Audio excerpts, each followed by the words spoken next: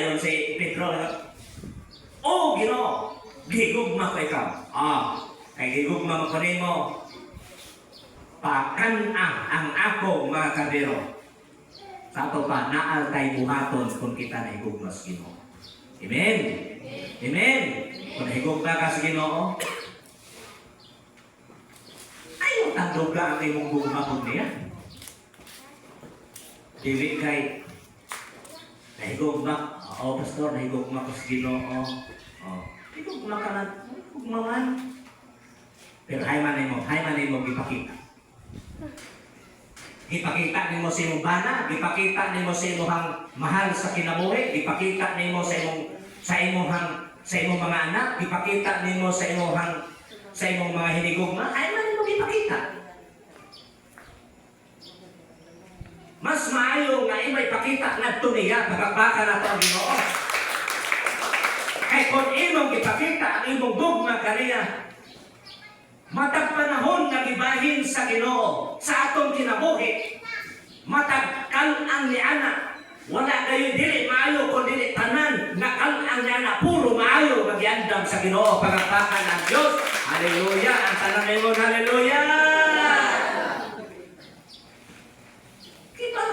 Mga brother, ang panahon,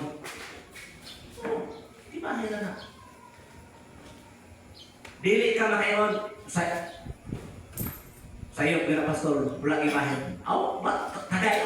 Tagay ko rason nga wala bahina sa Ginoo. Nganay ka ng papel, gikan sa grade 1, grade 2, grade 6, gibahin na sa taglis, di niya na mag-igsunan, gibahin. Kaya kung plato na, matawag na ito na nga, mag-paper na, mag-igsunan, wala ay sulat. Pero kay, gibahin, grade 1, gibahin, lagyo kayo kanang linya, mag-igsunan, grade 2, magkakagmay-gagmay, grade 3, hangtod na grade 6, gibahin, gihapon, mag-igsunan. Ingon na ato ang kinabuhi, igsoon, gibahin sa Ginoo. Matagkal ang anak, makaigsunan, dili ta alakansi, dili ta lugi, kay matagkal ang anak, ang Dios naghimog maayo, pagkapaka na ito ang Ginoo. Pero dili maayo, maabot sa imong kinabuhi.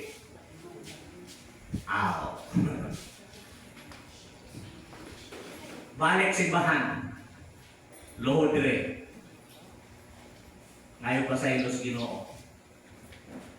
Mura na nakikisuna. Mura na isurupan na. Maghinulsog ka sa daghan kayo tingalin na nimo mga sala. Grabe na naging kayo kadaghan na imong sala. Na kung kwintahon tingalin na, madatugan ka na. Di ka na kadataw hangtod na di naging kakapadayon sa pag-alagad sa Ginoo. O hangtod, lipay na si Satanas. Kay siya naggunit na daan sa mutikron. Basig at tulas kasing-kasing siya paak ninyo. O niya, musamot na yun ang gahong sa Diyos, ang presensa sa Diyos, dili na makadulot sa imuhang kasing-kasing. Bisag kin sa paymuhanin mo, di nakamatanto. Why? Because ang yawa makiigsunan sa una, naras ikod, di mo mapaak, pero karon naras imo kasing-kasing. Kaya imong gitugutan, mga igso. Mauna na kon ikaw, naas sa mga kalisod, naas sa mga kapoy, naas sa mga stress, dapat ang imong gugma, imo ipadayon makiigsunan, ngadtos Ginoo nanuman tungod kay ang purpose niya aron ang Dios magpadayon pod sa iyang pagkamaayo sa atong kinabuhi pagabaka na atong Ginoo. Hallelujah, glory to God. Dalaygon ang Ginoo suri katapusan. Imo niya ang kaubos po sa dito. Busa ang uban bitaw na igsoon. Ang ilang pamalandungan, ang uban sayo. Ang ilang pamalandungan, ang ilang mga kaigsuunan. Ang uban po tingali, ang ilang pastor, may ilang ipamalandungan. Ayaw pamalandungin ha. Pamalandungi ang gisulti sa Ginoo, kagapakan na taon Diyos. Amen. Hallelujah. Nabi tayo uban mga kaigsuunan. Maingon, nakinig ko ng mga wali din sa simbahan, puro ko ng minaot. Mga igsoon. Sino man ay sakto? Ang mga tao ba nagsukap sa kabutos Ginoo? O kining mga mensahe din mo ay maot mga igsoon? Sino man ay sakto?